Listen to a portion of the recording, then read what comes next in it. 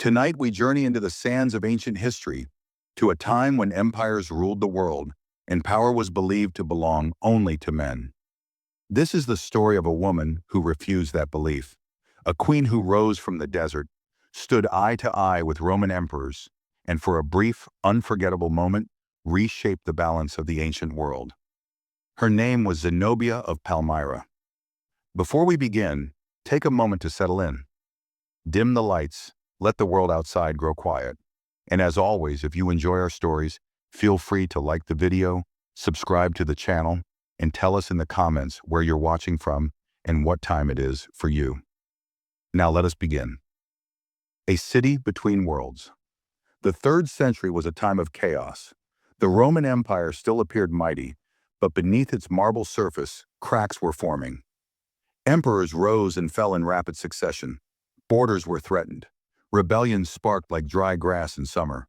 Far to the east of Rome, in the heart of the Syrian desert, stood a city unlike any other. Palmyra, an oasis city built not on conquest, but on connection. Caravans passed through its gates, carrying silk from China, spices from India, gold from Arabia, and ideas from every corner of the ancient world. Palmyra was rich. Palmyra was cultured. Palmyra was dangerous to underestimate.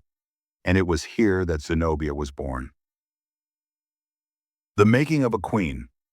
Zenobia's early life is wrapped in legend. Even ancient historians could not agree on every detail. What they did agree on was that she was extraordinary. She claimed descent from Cleopatra VII of Egypt, the last great queen of the Ptolemies. Whether this was truth or political myth mattered little. Zenobia carried herself like royalty.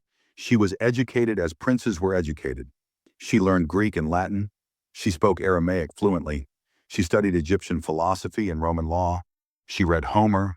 She debated scholars. She trained her body as fiercely as her mind. Zenobia could ride for hours without rest. She hunted. She practiced archery. In a world that trained women to obey, Zenobia trained to rule. Marriage and power. Zenobia married Septimius Odaenathus, the ruler of Palmyra. Odaenathus was a remarkable figure himself. Though technically a Roman ally, he ruled the East with near-independent authority. Rome needed him, and Odaenathus knew it. Unlike many rulers, he did not hide Zenobia behind palace walls. He brought her into council meetings. He trusted her judgment. He listened. Together they stabilized the eastern provinces, protected trade routes, and defended the empire against Persian threats. Palmyra flourished. Zenobia was no longer just a queen. She was a partner in power. Blood in the Shadows' power, however, attracts enemies. One night, during a journey through the region, Odaenathus and his eldest son were assassinated. The attack was sudden, brutal, and devastating. Palmyra awoke leaderless. Zenobia was a widow. Her young son, Vaballathus, was the heir. Rome assumed what it always assumed, that a woman could not hold power, that Palmyra would weaken, that the East would fall back into Roman hands. They were wrong. The rise of an empress. Zenobia declared herself regent for her son. In theory, she ruled in his name. In reality, all decisions flowed from her. She reorganized the army. She secured loyalty from generals. She strengthened borders. And then, she expanded. First, Egypt fell under her control. Rome's most valuable province, then Syria, then large parts of Asia Minor. Zenobia did not hide her ambition. Coins were minted with her image. Laws were issued under her authority. She styled herself Queen of the East. Rome no longer saw her as an ally. Rome saw a rival. A clash of titans. The Roman Emperor Aurelian could not ignore her. He was a soldier emperor, hard, disciplined, relentless. In 272 CE, he marched east. This was not merely war. It was a struggle over legitimacy. Zenobia met Rome on the battlefield. She rode with her troops. She spoke to soldiers by name. She promised glory, freedom, and legacy. Her armies fought fiercely, but Rome was vast, relentless, patient. One by one, her territories fell. The fall of Palmyra. Palmyra itself was surrounded, As defeat became inevitable, Zenobia attempted escape, riding toward the Euphrates River, seeking refuge among allies. She was captured. The lioness of the desert was brought in chains. Yet even in defeat, she did not beg. She did not kneel. A queen in captivity, Zenobia was taken to Rome.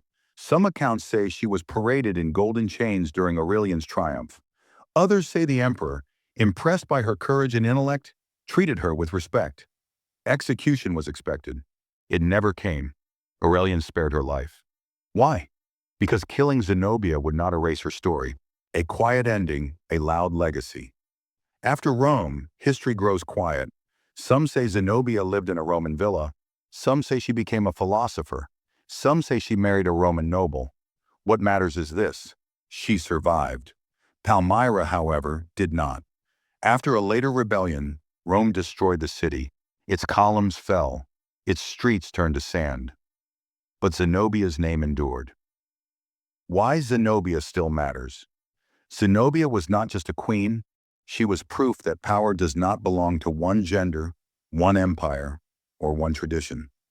She ruled through intelligence, courage, and vision. She dared to imagine a world where Rome was not the center, and for a moment, she made it real. Closing history often forgets women who dared too much. Zenobia was not forgotten. She stands today as a reminder that even empires can be challenged, and even deserts can give rise to queens.